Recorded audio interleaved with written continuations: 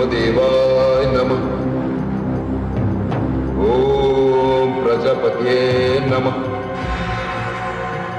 ओम ब्रह्मदेवाय नमः। ओम प्रजापतये नमः। ओम ब्रह्मदेवाय नमः। ओम प्रजापतये नमः। ओम ब्रह्मदेवाय नमः। ओम प्रजापतये नमः। ओम ब्रह्मदेवाय नमः।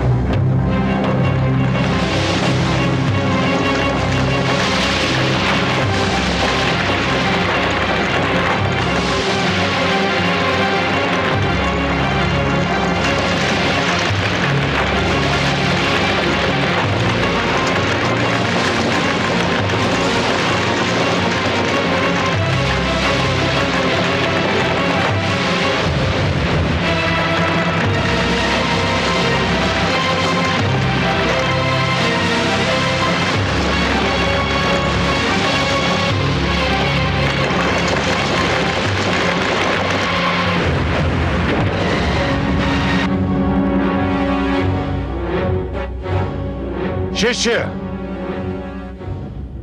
आज्ञा गुरुदेव। यज्ञशाला में अग्नि प्रज्वलित करो। जो आज्ञा गुरुदेव।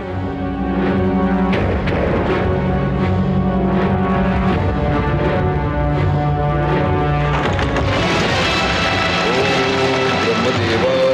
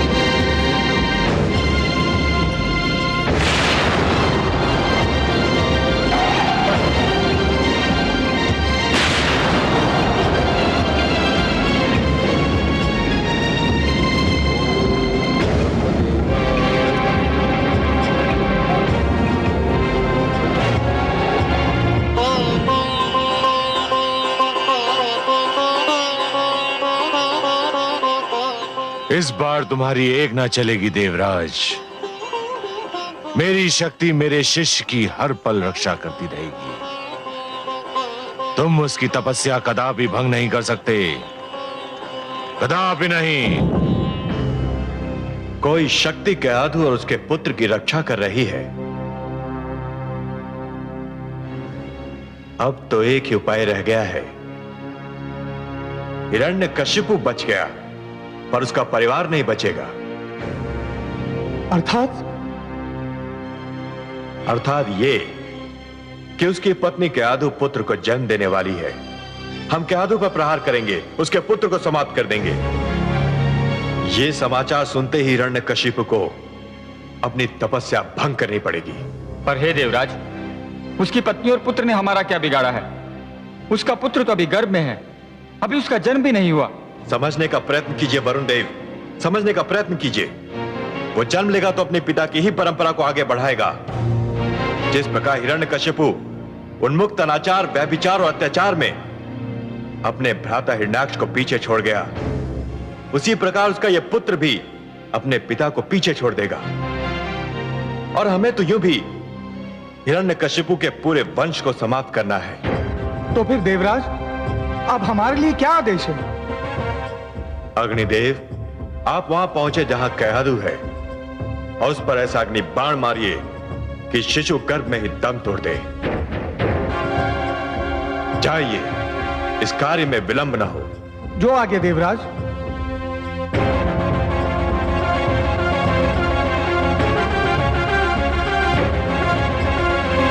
हे कमल नयन, ये तो बड़ा अनर्थ हो रहा है। माना कि असुर हिरण्यकशिपु मानसिक संतुलन खो बैठा है। उसने मानव लोक में आतंक फैला रखा है, परंतु इसके उत्तर में किसी बालक से जन्म लेने का अधिकार ही छीन लेना, किसी माता के गर्भ को छलनी कर देना तो घोर अन्याय है, अत्याचार है, नृशंसता है। मैं आपसे सर्वथा सहमत हूं महादेवी। अत्याचार का उत्तर अत्याचार से देना बिल्कुल वैसा ही है जैसे अग्नि को अग्नि से बुझाने का प्रयास करना। अत्याचार का दंड अवश्य देना चाहिए, पर केवल अत्याचारी को, पापी को, उसके परिवार के सदस्यों को नहीं। और ऐसे सदस्य को तो कदापि नहीं जिसने अभी जन्म ही न लिया हो, जिसे अपने पिता के पाप का ज्ञान ही न हो। हे कमल नयन, मेरी समझ में नहीं आ रहा कि मैं क्या करूं। एक और केआदु की कोख में पलते बालक को लेकर मैं चिंतित हूं, तो दूसरी ओर निर्दोष मानवों पर हो रहे अत्याचार को देखकर मैं व्याकुल हूं। मैं आपका दुख समझता हूं महादेवी। यदि ऐसी स्थिति बन जाए कि दो परस्पर विरोधी गुटों की लड़ाई में दोनों ही पक्षों के केवल निर्दोष और असहाय तत्व ही अत्याचार और आतंक के लक्ष्य बन जाएं, तो हर उदार मन तड़प उठता है। फिर आपके पास तो मां का हृदय है। हिरण्यकशिपु और देवराज दोनों ही अनुचित कार्य कर रहे हैं और उन्हें एक साथ केवल आप ही रोक सकते हैं। देवराज उस मां के गर्भ में पल रहे बालक को कुछ भी क्षति नहीं पहुंचा पाएंगे, मैं आपको यह वचन देता हूं। और हिरण्यकशिपु का आतंक, उसे आप नहीं रोकेंगे? उसने तो मानवों का श्वास लेना भी दुर्लभ कर रखा है। हे महादेवी, जिस प्रकार दीपक जिस अंधकार को मिटाता है, वो अंधकार उसी के नीचे जा छुपता है, उसी प्रकार कभी कभी सत्य को असत्य के नीचे और पुण्य को पाप के नीचे ही शरण मिलती है। एक पापी सत्य को संसार से मिटाने की धुन में यह भूल जाता है कि सत्य तो वहां भी पल सकता है जहां कभी उसने सोचा ही न था। कदाचित उसके अपने घर में। मैं समझी नहीं सर्वेश्वर। असुर राज हिरण्यकशिपु ने मेरा नाम लेने वालों को समाप्त करने का प्रण किया है। उसका दंड यह है महादेवी कि मेरा सबसे बड़ा नाम लेवा उसी के घर में जन्म लेगा। उसके अभिमान को स्वयं उसका रक्त ललकारेगा। आप तो बस देखती जाइए महादेवी। उसी के बालक के रूप में एक ऐसी कहानी जन्म लेने वाली है जिसे संसार कदापि नहीं भूल पाएगा। महादेवी, जिस प्रकार विष ही विष का अंत भी करता है, उसी प्रकार असुरों के आतंक का अंत असुर पुत्र ही करेगा।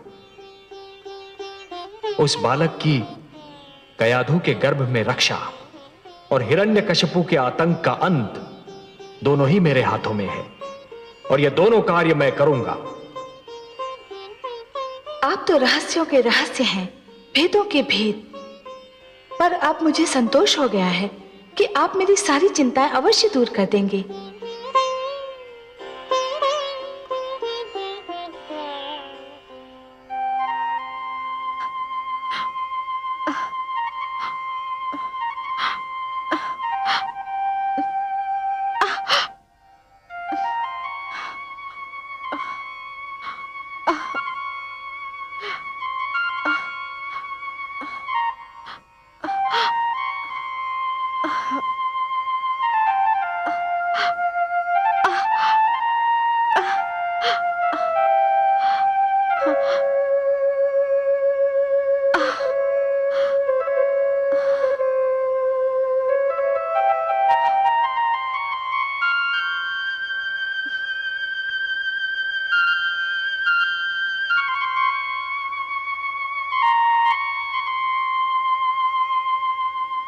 कैसी हो वधुरानी?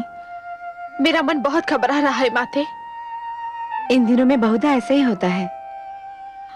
मां बनने वाली हर स्त्री यही चाहती है कि ऐसे समय में उसका पति उसके पास हो, उसके साथ हो। परंतु माता, क्या असुर राज का मुझे इस अवस्था में छोड़कर जाना इतना आवश्यक था? क्या वे कुछ समय रुक नहीं सकते थे? इच्छा तो मेरी भी यही थी कि इस समय हिरण्यकशिपु तुम्हारे पास होता, परंतु होनी को कौन रोक सकता है वधुरानी? पुत्र हिरण्याक्ष के वध के शोक ने पुत्र हिरण्यकशिपु की कुछ और सोचने समझने की शक्ति को समाप्त कर दिया है। परंतु तुम चिंतित क्यों होती हो? तुम अकेली नहीं हो, मैं हूं ना तुम्हारे साथ। तुम्हें भयभीत होने की कोई आवश्यकता नहीं। तुम पर कोई विपदा नहीं आ सकती। माते, न जाने क्या होने वाला है। मुझे बहुत ही भय लग रहा है। धीरज रखो वधुरानी, अब तुम विश्राम करो।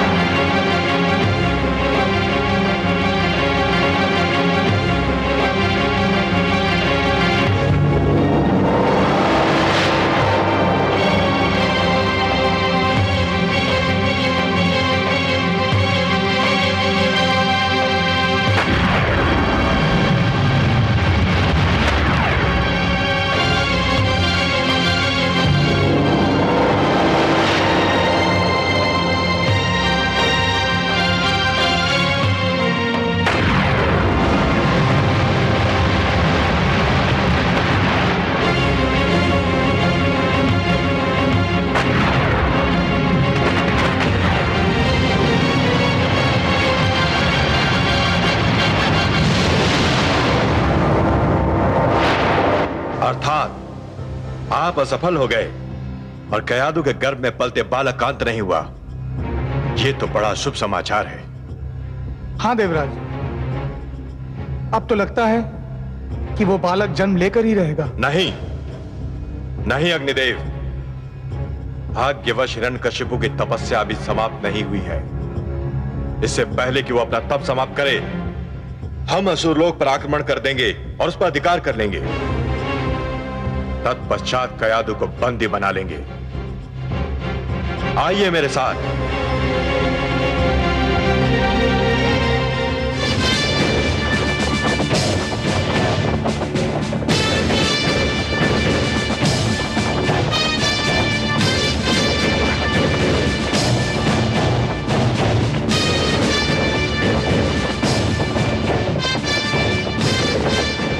सारथी रथ रोको।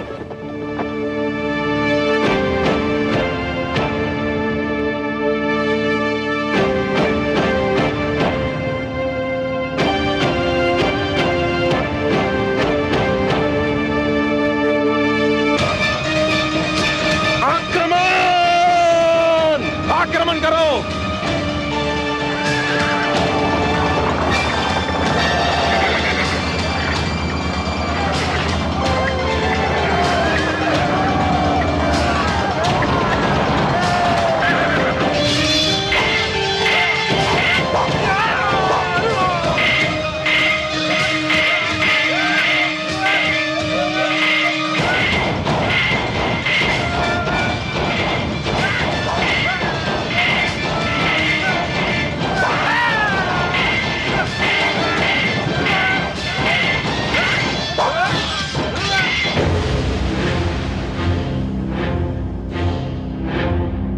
रुक जाओ, ये महारानी कयादू का कक्ष है।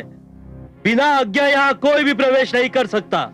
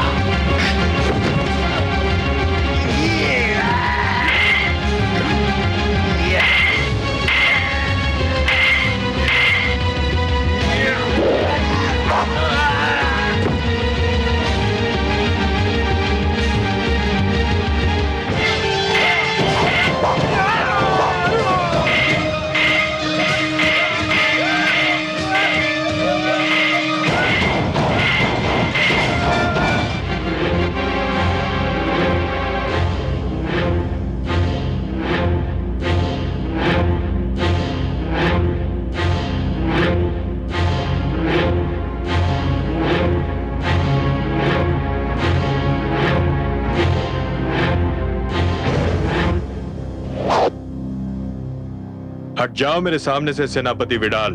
नहीं देवराज, मेरे जीवित रहते आप महारानी कयादू के कक्ष में प्रवेश नहीं कर सकते। प्रवेश तो मैं करूंगा। अब यदि इसके लिए तुम्हारा जीवित न रहना आवश्यक है तो फिर ऐसा ही होगा। परंतु मेरा परामर्श मानो तो आत्महत्या मत करो। मुझे अंदर जाने दो। मैंने अपने महाराज हिरण्यकशिपु को वचन दिया है कि अपनी अंतिम सांस तक महारानी की रक्षा करूंगा, और वचन मैं निभाना भी जानता हूं।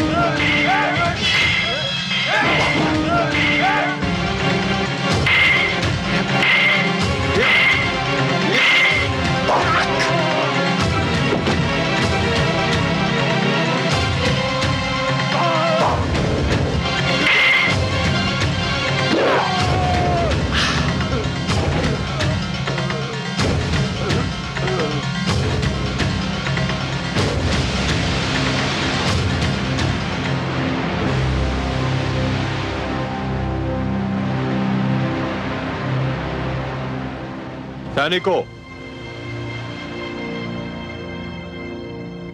संपूर्ण असुरलोक को पूरी तरह तहस नहस कर दो, कुछ भी बचने न पाए। मैं महारानी कयाधु के कक्ष की ओर जा रहा हूं। ध्यान पूर्वक मेरे आदेश का विलंब पालन हो। जाओ।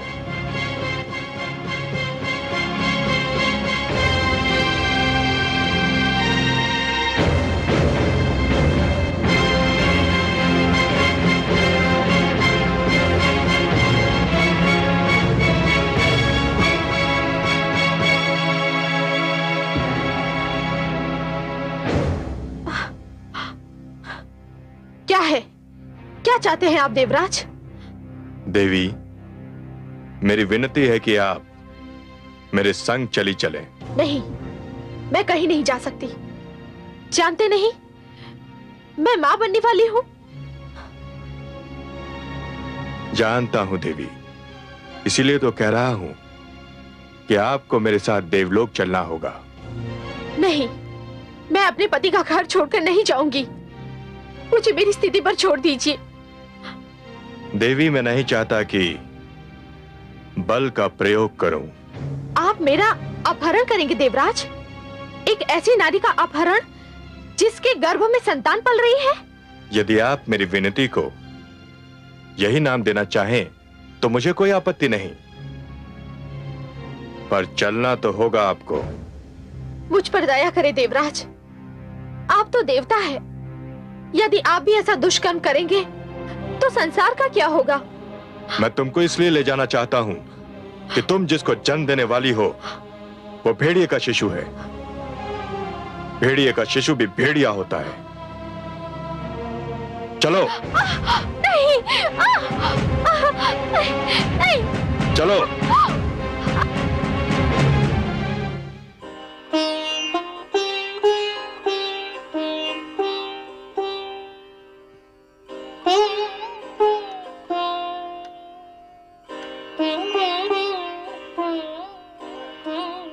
मैं आपका दुख समझ रहा हूं प्रिय।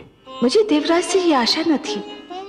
एक अबला से ये व्यवहार, और अबला भी वो जो मां बनने वाली है।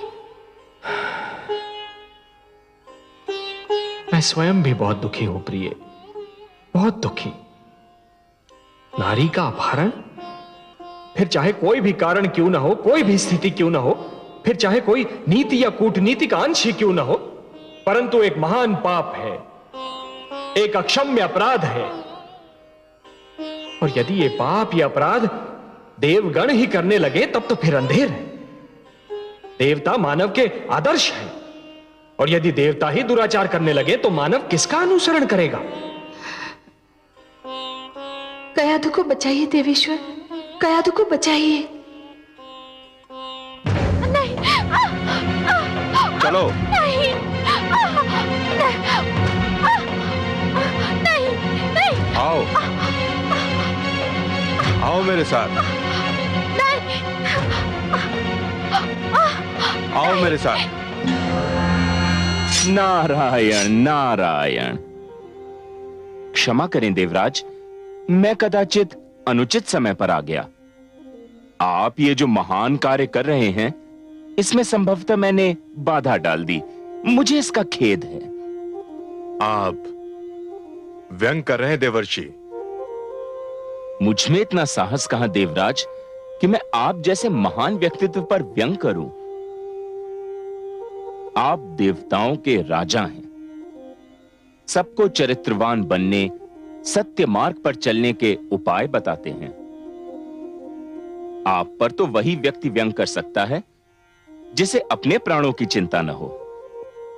पर मैं क्या पूछ सकता हूं देवराज कि ये आप क्या कर रहे हैं और क्यों कर रहे हैं? इस नारी के गर्भ में एक पुत्र पल रहा है। यह मां बनने वाली है। ये कोई नया समाचार नहीं है देवराज। हर स्त्री विवाह के उपरांत कभी शीघ्र कभी देरी से मां तो बनती ही है। जानता हूं देवर्षि, पर इसके गर्भ में हिरण्यकशिपु जैसे अत्याचारी का पुत्र है। पुत्र तो पुत्र ही होता है देवराज, वह चाहे सदाचारी का हो चाहे अत्याचारी का। पर आप इस नारी का करेंगे क्या देवराज? इसको बंदी बनाकर रखूंगा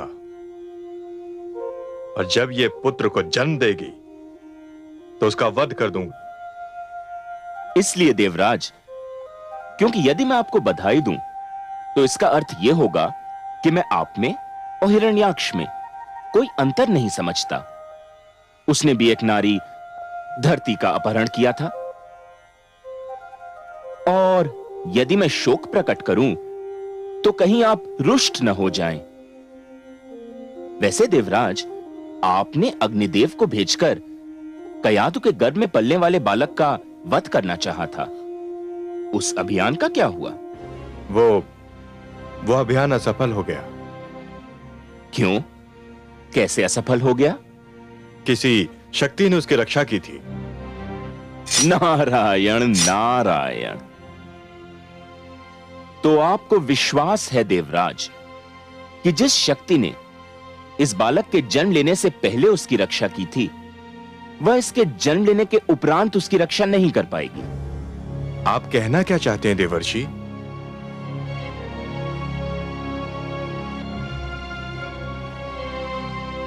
कुछ नहीं, इतना ही कि जिस शक्ति ने अब तक इस बालक की रक्षा की, उस शक्ति का अवश्य कोई उद्देश्य रहा होगा।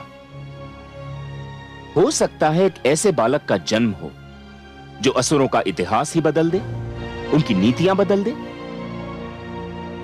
मेरा परामर्श स्वीकार करें देवराज, इस अबला को छोड़ दें। नारी का अपहरण एक घिनौना और एक अप्रिय कार्य है, फिर वह कार्य देवता के ही हाथों क्यों न हुआ हो। आप जिनको प्रसन्न करने के लिए यह कार्य कर रहे हैं, उन्हें कोई प्रसन्नता नहीं होगी। छोड़ दीजिए इस अबला को।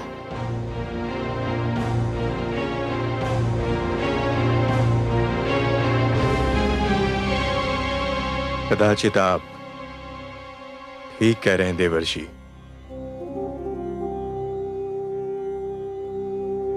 क्रोध की भावना मुझसे एक अनुचित कार्य करवा रही थी।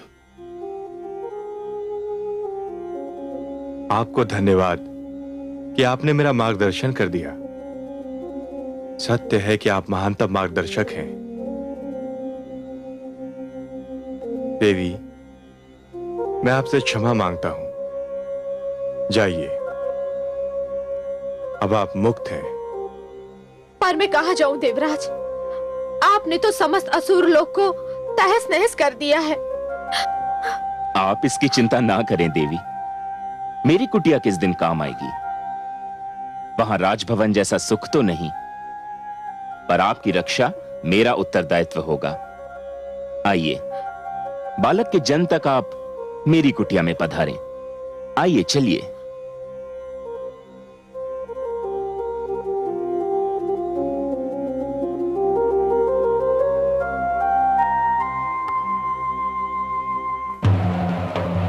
ओम ब्रह्मदेवाय नमः। ओम प्रजापते नमः। ओम ब्रह्मदेवाय नमः। ओम प्रजापते नमः।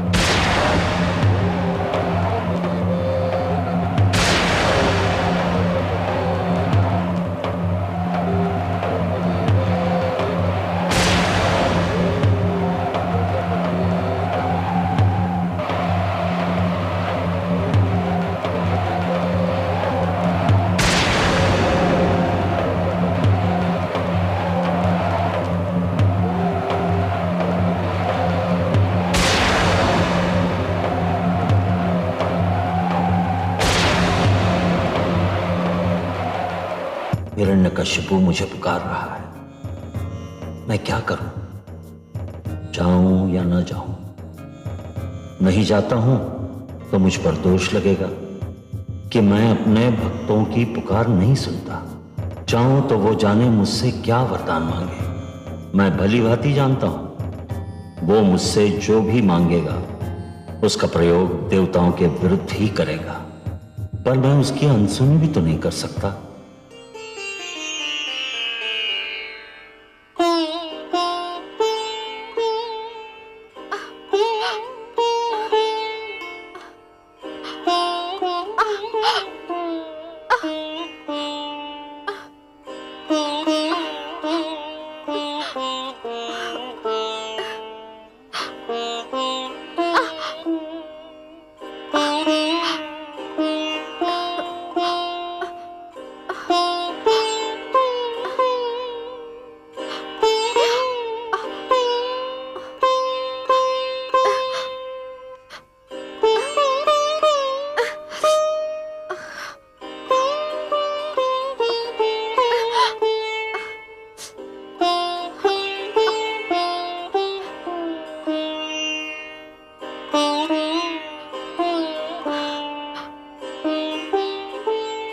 देवी,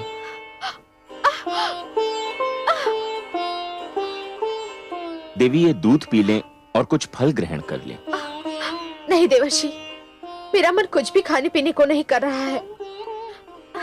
देवी, मैं जानता हूं कि आप जिस अवस्था में हैं, उस अवस्था में हर स्त्री यही चाहती है कि वो अपने घर पर हो, अपनों के साथ हो। पर आप मेरी इस कुटिया को अपना ही घर समझें और मुझे भी अपना ही समझिए। ये दूध पी लीजिए। धन्यवाद देवर्षि, आपने मुझे बचाकर और मुझे यहाँ लाकर मुझ पर जो उपकार किया है उसे मैं कभी नहीं भुला पाऊंगी। परंतु वास्तव में मुझे भूख नहीं लग रही है। मैं जानता हूं देवी, आप जिस अवस्था में हैं उसमें बहुता भूख मर जाती है, किंतु गर्भवती स्त्री को अपने स्वास्थ्य का ध्यान रखना चाहिए। इस अवस्था में आहार केवल स्त्री के लिए नहीं होता है, ये आहार उसके गर्भ में पल रहे शिशु के लिए भी होता है। ये उन दोनों को शक्ति देता है, बल देता है। लीजिए देवी, पहले आप ये दूध पी लें और फिर फल ग्रहण कर लें।